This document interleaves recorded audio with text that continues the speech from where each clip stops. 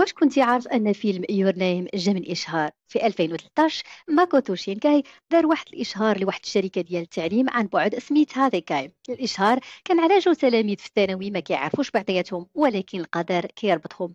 ماشي بحال يور نيم. 3 سنوات من بعد شينكاي رجع خدا هذه الفكره ودار منها فيلم انمي كامل بنفس الاحساس بنفس الستايل وسماه يور نيم. وماشي غير هذا الشيء، هي المفاجاه الوحيده. كتفكر في الاستاذه ديال اليابانيه ديال ميتوسوها، راها ماشي شخصية جديدة. هذيك هي يوكاري يوكينو، بطلة فيلم ذا جاردن اوف وارد. يعني بحال إلا شينكاي دار ليها زيارة مفاجئة وسط فيلم جديد. ودابا نجيو للشيء اللي فعلا كيحرك القلب، الموسيقى.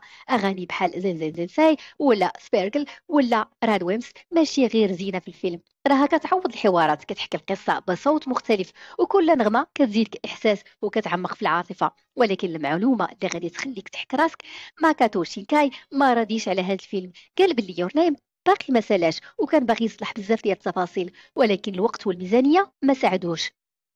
ودابا راه خدام على الفيلم جديد، قدا عام 2024 كيبني في هذا العالم الجديد، عالم ما عمر حد شاف بحاله، وناوي يطلقوا في هذه السنه، سنه 2025. بالنسبه ليا شينكاي يستاهل يكون في التوب ديال 3 ديال احسن المخرجين في اليابان.